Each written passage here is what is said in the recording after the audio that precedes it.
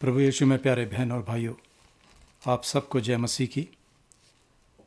और मैं उम्मीद करता हूँ कि आप सब लोग खुदा उनके फजल से ठीक होंगे और प्रभु का शुक्र अदा करें कि उसने हमें एक और नए दिन का दान दिया, एक नया समय दिया कि उसके पास आएं और उसके पवित्र और मधुर वचन को सुने। आज की स्टडी में जितने लोग भाग लेते हैं, मैं परमेश्वर से प्रार्थना करता हूँ कि प्रभु आप उनको आशीष दें और इनको इतनी हिम्मत और तौफीक दें कि परमेश्वर के वचन को अपने तक सीमित ना रखें, बल्कि दूसरों को बताने काबिल बन सकें और बता सकें कि बगैर प्रभु यीशु मसीह के मुक्ति नहीं, नजात नहीं। हम परमेश्वर का धन्यवाद करते हैं और परमेश्वर का नाम लेके आज की स्टडी को शुरू करते हैं। मैं आप लोगों से ये रिक्वेस्ट करूँगा कि इस स्टडी को जो आप सुनते हैं उसको आखिरी तक सुने और ख़ासकर आज की जो स्टडी है वो बहुत ख़ास है। जैसा कि आपको मालूम हो कि पिछले हफ्तों से हम परमेश्वर की प्रार्थना, जिसको हम लॉर्ड्स प्रेयर कहते हैं, उस पर अपना ध्यान केंद्रित कर रहे हैं, फोकस कर रहे हैं। और आज हम उस प्रार्थना के 5वीं याचिका, 5वीं विनती, 5वीं पिटीशन पर अपना ध्यान केंद्रित करेंगे और जिसमें प्रभु यीशु ने हमें ये आज्ञा दी कि हम एक दूसरे के अपराध को क्षमा करें, जिस तरह से प्रभु यीशु ने हमारे अपराधों को क्षमा किया। तो आज की स्टडी शुरू करने से पहले मैं पवित्र बाइबल में से मत्ती रचित सुसमाचार, उसका 6वां अध्याय और उसकी 14 और 15 आयत, gospel reading according to Matthew chapter 6 verses 14 and 15। और लिखा है, प्रभु यीशु कहते हैं, ये हमारे प्रभु यीशु मसीह के शब्द हैं। वो कहते हैं, इसलिए अगर तुम मनुष्य के अपराध क्षमा करोगे तो तुम्हारा स्वर्गीय पिता भी तुम्हें क्षमा करेगा, और अगर तुम मनुष्य के अपराध क्षमा ना करोगे तो तुम्हारा पिता भी तुम्हारे अपराध क्षमा ना करेगा। बहन और भाइयों, आप सबको जय मसीह की। जैसा कि आप लोगों को मालूम है कि हम प्रभु यीशु मसीह द्वारा बताई गई प्रार्थना, जिसे हम सब विश्वासी प्रभु की प्रार्थना यानी लॉर्ड्स प्रेयर के नाम से जानते हैं, और पिछले हफ्ते हमने सुना चौथी विनती के बारे में, जो कि जिसमें हमने देखा कि हमने परमेश्वर से विनती की, प्रार्थना की कि हमारे दिन भर की रोटी आज हमें दे, give us today our daily bread. और आज हम इस प्रार्थना की 5वीं विनती, 5वीं पिटीशन पर अपना ध्यान केंद्रित करेंगे, और जिसमें हम को बताया गया इस विनती में और लिखा है, जिस प्रकार हमने अपने अपराधियों को क्षमा किया है वैसे ही तू भी हमारे अपराधों को क्षमा कर। ये प्रार्थना है हमारी। Give us our sin, forgive us our sins, for we also forgive everyone who sins against us. अजीज़ों, क्षमा के लिए इस प्रार्थना में हम प्रभु यीशु मसीह से 2 दिशाओं में परमेश्वर ने हमें चलना सिखाया है। पहला, पिता हमारे अपराधों को माफ़ कर, और दूसरा, जैसे हमने अपने अपराधियों को माफ़ किया है। जैसा कि एक पुराने लेखक ने समझाया है, वो कहते हैं ये 2 तरफ प्रार्थना एक सिक्के के 2 पहलू की तरह है। हमारे पापों की परमेश्वर द्वारा क्षमा और दूसरों के पापों की हमारी क्षमा, ये दोनों साथ साथ चलती हैं। दूसरों को पाप की क्षमा करने की हमारी इच्छुकता हमें हमारे क्षमा करने वाले परमेश्वर की सच्चाई का प्रमाण है। इसलिए माफ़ी के लिए हमारी प्रार्थना में हम प्रार्थना करते हैं दो बातों की। पहली विनती हम करते हैं कि पिता हमारे अपराध क्षमा कर, पिता हमें क्षमा कर, फादर फॉरगिव अस। और दूसरा, जैसे हम दूसरों को क्षमा करते हैं, एज वी फॉरगिव अदर्स। तो पहले पिता हमें क्षमा कर। इस याचिका में हम परमेश्वर से प्रार्थना करते हैं कि प्रभु हमारे अपराधों को क्षमा करो। हम क्या प्रार्थना कर रहे हैं? हम प्रार्थना कर रहे हैं कि प्रभु यीशु मसीह के लहू के कारण, जो हमारे उद्धारकर्ता ने हम गुनाहगारों, हम पापियों के कारण जो अपराध हम करते हैं या हमने किए हैं, या जो बुराई हमसे रोज़ाना निरंतर लिपटी रहती है, उनमें से किसी पर दोष ना लगाओ।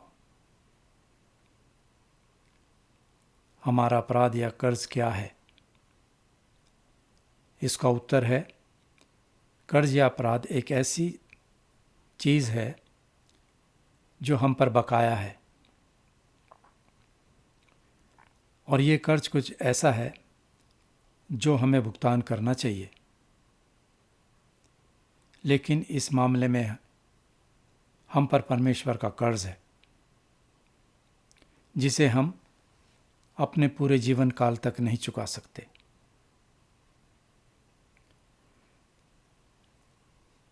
बहनों और भाइयों, ये कर्ज कोई पैसा नहीं है, बल्कि परमेश्वर के प्रति प्रेम और उसका हुक्म को मानने का एक बहुत बड़ा कर्ज है। लेकिन अफसोस कि परमेश्वर को हमसे सिर्फ अपूर्ण, इनपरफेक्ट आज्ञाकारिता और इम्परफेक्ट वर्शिप मिलती है, उपासना मिलती है। कर्ज बढ़ता जाता है।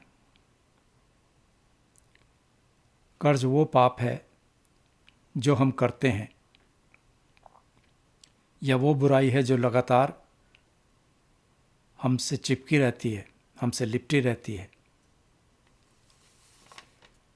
अगर हम पवित्र बाइबल में भजन संहिता साम 51, 51 और उसकी 3 आयत पढ़ें तो हमें पता चलता है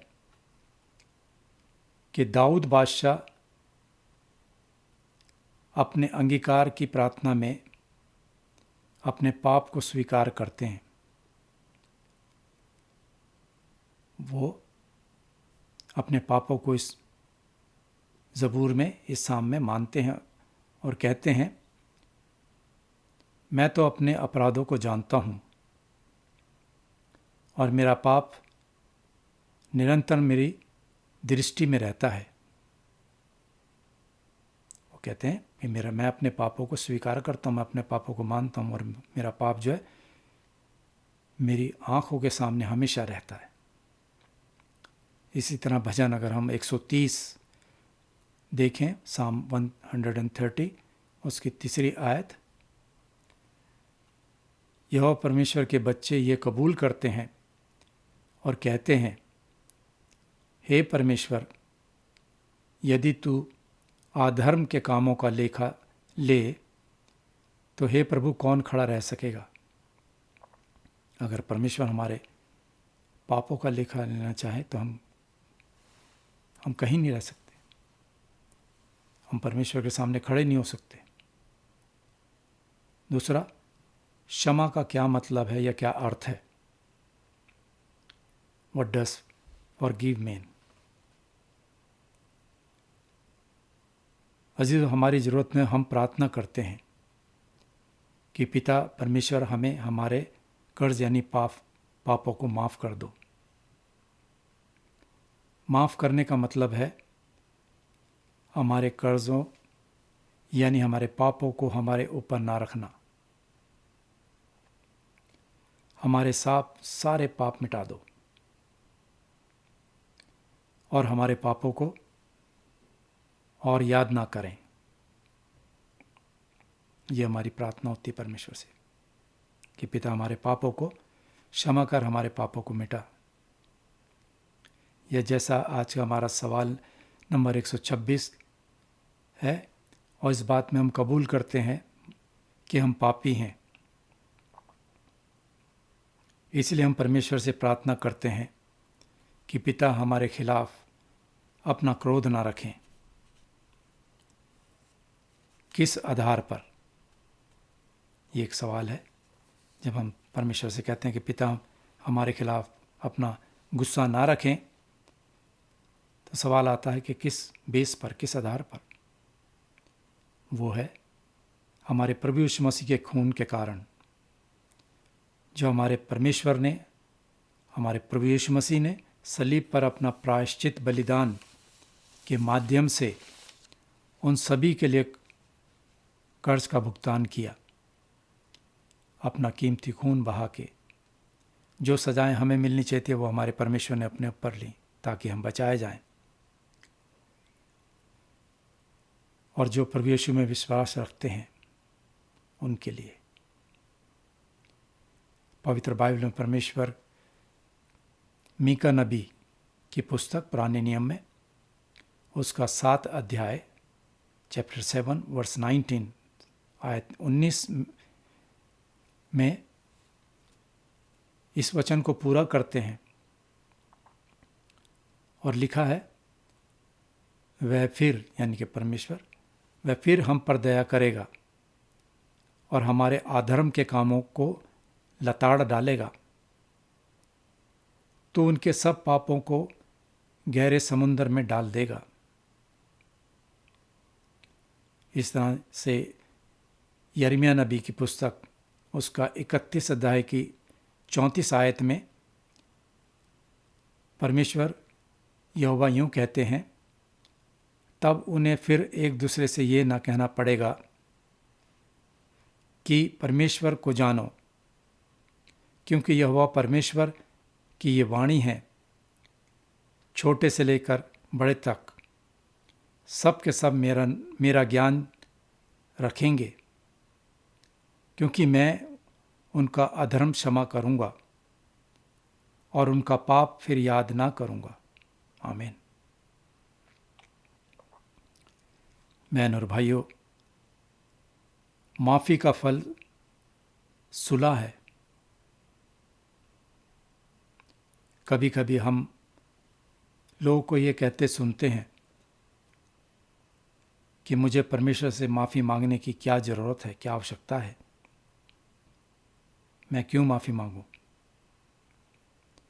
जबकि मैं प्रभु यीशु मसीह पर विश्वास रखता हूं और वो ये भी कहते हैं कि हमारे पाप क्षमा किए गए और हमें परमेश्वर के पास सही ठहराया गया। ये लोग कहते हैं कि क्या हमारे सभी पाप अतीत यानी पास्ट, वर्तमान और भविष्य में पहले से ही मसीह यीशु में क्षमा नहीं किए गए? एक मायने में वो जो कहते हैं वो सच है। कानूनी अर्थों में हमारे सभी पापों को सलीब पर चढ़ा दिया गया था। जब प्रभु यीशु मसीह ने हम गुनाहगारों के कारण सलीबी मौत को गवारा किया, उस समय हमारे सभी पापों को सलीब पर गाड़ दिया गया। हमारे सभी पापों को प्रभु यीशु मसीह पर आरोपित किया गया था। हमारे गुनाह के कारण परमेश्वर को ये आरोप था कि उसने वो पापी है, और मसीह की धार्मिकता हमारे लिए गिनी गई थी। हमें माफ़ किया जाता है, परमेश्वर के बच्चे के रूप में हमें अपनाया जाता है, और हम प्रभु यीशु में विश्वास के जरिए धर्मी ठहराए जाते हैं। अजीज़ों, हम उन अपराधों के बारे में सोचें, उन पर गौर करें जो हम करते हैं, जो गुनाह हम करते हैं, और उस बुराई के बारे में जो लगातार हमसे लिपटी रहती है, चिपकी रहती है। पवित्र बाइबल में यूहन्ना की पहली पत्री अगर हम पढ़ें, उसके पहले अध्याय की 8 और 9 आयत, वह हमें बहुत साफ रूप से हमसे कहती है, और लिखा है, यदि हम कहें कि हम में कुछ भी पाप नहीं, तो हम अपने आप को धोखा देते हैं और हम में सच्चाई नहीं। और अगर हम अपने पापों को मान लें,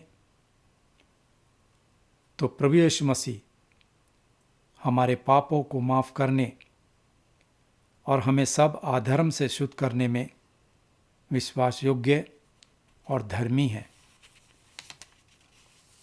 पवित्र बाइबल में यूहन्ना की पत्री, पहली पत्री और उसके 2 अध्याय और उसकी पहली आयत हमें बताती है कि हमें रोज़ाना माफ़ी मांगने की ज़रूरत है। एक दिन नहीं, बल्कि रोज़ाना, हर पल। यह आयत हमें बताती है, और लिखा है, अगर कोई पाप करे तो पिता के पास हमारा एक सहायक यानी मददगार है। वो कौन है? हमारे धर्मी प्रभु यीशु मसीह, क्योंकि वो हमारे पापों के कारण पिता परमेश्वर से प्रार्थना करते हैं। वो हमारे सहायक हैं, हमारे मददगार हैं, जिस तरह से पवित्र आत्मा हमारी सहायक है। मैं आपको एक उदाहरण दूं। अगर हम अपने बेटे या बेटी को कोई काम करने के लिए कहते हैं, उनको देते हैं, और हम उनको याद दिलाते हैं कि उन्हें यह काम करने की आवश्यकता है, ज़रूरत है, और ये उनका काम है, मेरा नहीं, बल्कि ये उन बच्चों का काम है। और एक दिन वो जानबूझकर वो काम करना भूल जाते हैं और अपने दोस्तों के साथ बाहर चले जाते हैं, खेलने चले जाते हैं। अब पिता को जब मालूम होता है कि जो काम बच्चों को दिया गया था वो उन्होंने नहीं किया, तो पिता वह काम खुद करता है। जब उनका बेटा या बेटी घर वापस आते हैं तो पिता उनसे बात करना चाहता है। वह उन्हें अस्वीकार नहीं करता। वे अभी भी अपने पिता के बच्चे हैं, हालांकि उन्होंने अपने पिता की आज्ञा का पालन नहीं किया और उनके रिश्तों में तनाव है। फिर भी वो अपने पिता के बच्चे हैं। और अगर वो कुछ देर बाद अपने पिता के पास वापस आते हैं और कहते हैं, पिताजी हमें माफ़ कर दें, तो हम देखते हैं कि पिता अपने बच्चों में दोनों में रिश्ता बहाल हो जाता है। पिता उनको माफ़ करता है। इस तरह से अगर हम अपने अपराधों को स्वीकार करें और पिता के परमेश्वर के पास जाएं और अपने पापों को माने, तो हमारे परमेश्वर हमारे पापों को माफ़ करते हैं। इसलिए हमें परमेश्वर के बेटे और बेटियों के रूप में माफ़ी के लिए लगातार परमेश्वर के पास आना चाहिए और पिता परमेश्वर से प्रार्थना करनी चाहिए कि हमारे अपराधों को हमें क्षमा करें। अजीज़ों, ये सच है, परमेश्वर ने हमें प्रभु यीशु मसीह में विश्वास के द्वारा धर्मी ठहराया है। हम उनके बच्चे हैं। हम मसीह की धार्मिकता के वस्त्र पहने हुए हैं। लेकिन अगर ये वस्त्र हमारे पापों से रोज़ाना कलंकित होते हैं, रोज़ाना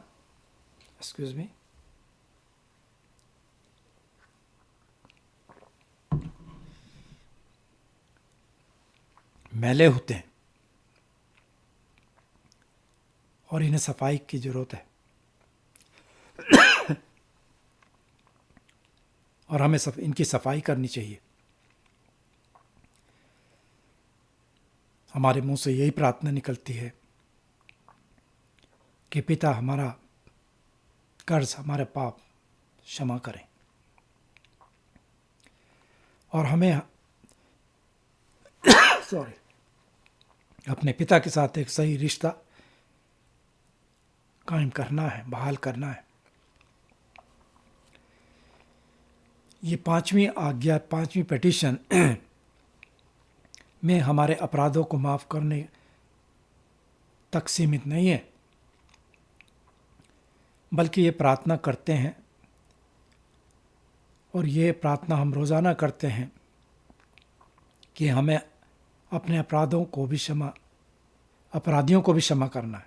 हम अपने अपराधों को क्षमा करने के लिए तो प्रार्थना करते हैं, मगर साथ में ये पिटीशन, ये याचिका हमें इस बात को याद दिलाती है कि हमें दूसरों के अपराधों को भी क्षमा करना है प्रभु यीशु मसीह की सहायता से, कि पिता इन्हें भी क्षमा कर। आपको याद होगा कि हमारे परमेश्वर जब सलीब पर थे तो उन्होंने जो उनको सज़ा दे रहे थे, जो सिपाही वहाँ थे, उन सब के लिए पिता से प्रार्थना की और कहा कि पिता इनको क्षमा कर, क्योंकि ये नहीं जानते कि क्या करते हैं। तो हमें भी अपने अपराधियों को क्षमा के लिए प्रभु के पास प्रार्थना करनी चाहिए, जैसे हम दूसरों को माफ़ करते हैं, एज वी फॉरगिव अदर्स। तो हम क्या प्रार्थना कर रहे हैं? जब हम इस प्रार्थना के सेकंड पार्ट में आते हैं तो हम प्रार्थना करते हैं और हमारे पापों को क्षमा कर, क्योंकि हम भी अपने हर एक अपराधी को क्षमा करते हैं। हम प्रार्थना कर रहे हैं कि प्रभु हमें माफ़ करे और हमारा उद्देश्य है कि हम अपने पड़ोसी को दिल से क्षमा करें। पड़ोसी वो नहीं जो हमारे नेक्स्ट डोर रहता है, नेबर, बल्कि जिससे हम मिल रहे हैं, जिससे हम बातचीत कर रहे हैं, जो हमारे साथ काम करते हैं, वो सब हमारे पड़ोसी हैं, हमारे नेबर हैं और हमें उनको क्षमा करना है अगर उन्होंने हमारे प्रति कोई अपराध किया है, क्योंकि परमेश्वर ने हमें क्षमा किया है। तो क्या हम दूसरों को इस आधार पर माफ़ कर रहे हैं कि परमेश्वर हमें क्षमा कर रहे हैं? बिल्कुल नहीं। आपको और मेरे को क्षमा करने का एकमात्र आधार प्रभु यीशु का लहू है, जो उन्होंने कलवरी पर बहाया। हमारी माफ़ी का एकमात्र आधार सलीब पर प्रभु यीशु मसीह का प्रायश्चित कार्य है, Christ atoning work on the cross. अजीज़ों, दूसरों को क्षमा करना कोई शर्त नहीं है, बल्कि ये हम में परमेश्वर की कृपा का एक सबूत है, प्रमाण है, क्योंकि पिता परमेश्वर ने हमें क्षमा किया है, इसलिए हम दूसरों को क्षमा करने में सक्षम हैं। पवित्र आत्मा की सहायता से कि प्रभु उनको क्षमा कर। अगर हम दूसरों को माफ़ करने में सक्षम नहीं हैं तो हमें परमेश्वर से ये पूछने की आवश्यकता है कि क्या परमेश्वर ने हमें माफ़ कर दिया है। अगर हम अपने दिल में किसी भाई या बहन के खिलाफ कोई बुराई रखते हैं या करते हैं और उसका रिकॉर्ड रखते हैं या उसे बार बार याद करते हैं, उस पुरानी बुराई को, और माफ़ करने के लिए तैयार नहीं होते हैं, तो इसका साफ मतलब है कि हमारे और परमेश्वर के बीच में कुछ गड़बड़ है। क्योंकि हम अपने अपराधों की क्षमा तो परमेश्वर से मांग रहे हैं, मगर हम उस बहन या भाई को क्षमा नहीं कर रहे हैं। हम अपने भाई या बहन के छोटे से कर्ज या अपराध की तुलना में परमेश्वर के सामने अपने बाहरी कर्ज को नहीं समझते हैं कि उसने हमारे अपराध को क्षमा किया। अजीजों, हमारी आज की प्रभु की प्रार्थना की 5वीं याचिका पेटिशन जो है, और जिसमें प्रभु यीशु इस एक फुटनोट जोड़ते हैं। अगर आपके पास समय हो तो आप मत्ती की इंजील उसका 6वां अध्याय और इस प्रार्थना के बाद आयत 14 और 15 देखें, जिसमें प्रभु यीशु मसीह साफ कहते हैं। वो कहते हैं, इसलिए यदि तुम मनुष्य के अपराध क्षमा करोगे तो तुम्हारा स्वर्गीय पिता भी तुम्हें क्षमा करेगा, और अगर तुम मनुष्य के अपराध क्षमा ना करोगे तो तुम्हारा पिता भी तुम्हारे अपराध क्षमा ना करेगा।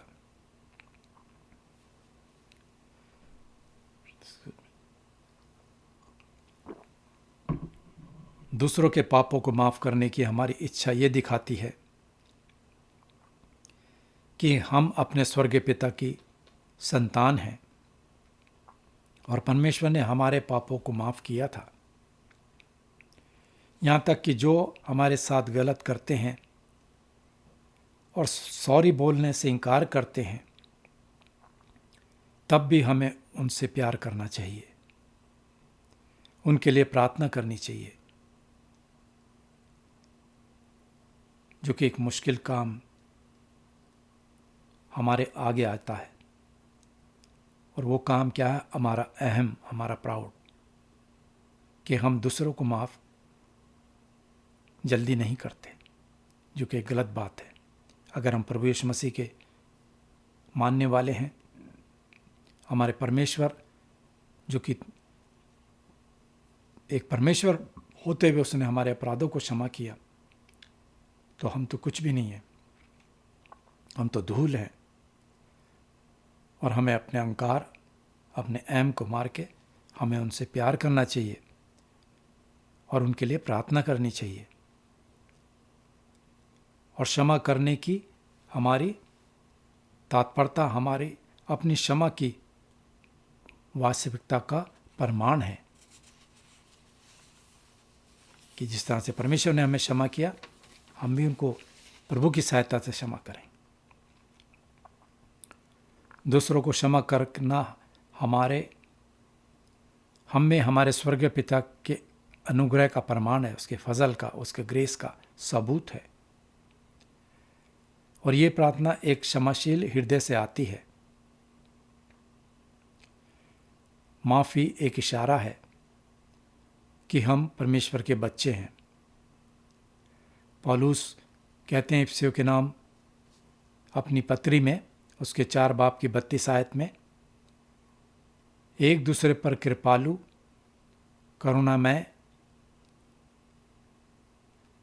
हो, और जैसा परमेश्वर ने मसीह में तुम्हारे अपराध क्षमा किए, वैसे ही तुम भी एक दूसरे के अपराध क्षमा करो। इसी प्रकार यूहन्ना भी अपनी पहली पत्री उसके 4 बाब की 20 आयत में लिखते हैं, यदि कोई कहे कि मैं परमेश्वर से प्रेम रखता हूँ और अपने भाई से बैर रखे तो वो झूठा है, क्योंकि जो अपने भाई से जिसे उसने देखा है प्रेम नहीं रखता तो वह परमेश्वर से भी जिसे उसने नहीं देखा प्रेम नहीं रख सकता। परमेश्वर हमारे पापों को क्षमा कर, क्योंकि हम भी अपने हर एक अपराधी को क्षमा करते हैं। हम इतनी हिम्मत दे परमेश्वर कि हम किसी के प्रति कोई बैर भाव ना रखें, बल्कि जिस तरह से प्रभु हम अपनी क्षमा के लिए आपके पास आते हैं, हम उन लोगों के लिए भी प्रार्थना करें कि प्रभु आप उनको भी क्षमा करें। वो भाई बहन को ना सिर्फ ये महसूस करने की ज़रूरत है कि उसे प्रभु की प्रार्थना की इस याचिका या इस पिटीशन में क्या है, या उसे ये प्रार्थना करने की क्यों आवश्यकता है, साथ ही उन्हें यह भी समझना होगा कि जब वह प्रार्थना करते हैं तो वो क्या कर रहे होते हैं। ये एक सवाल है, क्योंकि प्रभु की प्रार्थना के सभी याचिकाओं, इस पिटीशन जो है में ये सबसे डरावनी है। कोई भी बहन या भाई प्रभु की प्रार्थना करने के योग्य नहीं है जब तक कि उसके दिल में एक क्षमाशील आत्मा का वास ना हो, एक दूसरे को क्षमा करने की। तो ये प्रार्थना हम ये नहीं कि मुंह से बोल रहे हैं, बल्कि इसको हमें अपने जीवन में भी लाना है। इस याचिका का यही मतलब है कि प्रभु ने हमारे अपराध क्षमा किया, हम भी दूसरों के अपराधों को क्षमा करें। यदि कोई भाई या बहन ने अपने संगी, साथी या मनुष्यों के संग कोई ठीक ना किया हो तो वह परमेश्वर के सामने ठीक नहीं रह सकता। आज का हमारा ये जो 5वीं याचिका थी कि जिस तरह प्रभु आपने मेरे अपराधों को क्षमा किया, हम भी अपने अपराधियों को क्षमा करते हैं। और ये प्रभु की सहायता, पवित्र आत्मा की सहायता से हम कर सकते हैं। तभी हमारे पाप क्षमा होंगे और तभी हम दूसरों के लिए माफ़ी की प्रार्थना कर सकते हैं और अपने रिश्ते को उनके साथ एक मधुर बना सकते हैं। और बहनों भाइयों, जैसा कि मैं आपसे हमेशा कहता हूं कि ये स्टडी हम पवित्र बाइबल में से लेते हैं, और आज की स्टडी में से जो मैंने हवाले लिए हैं, रेफरेंसेस लिए हैं बाइबल के, वो मैं आपको लिखाता हूं और आप उनको पढ़िएगा, उस पर गौर कीजिएगा, मनन कीजिएगा। तो पहला भजन साम 32, और ये वो भजन है जो कि क्षमा प्राप्ति का भजन है। भजन 32।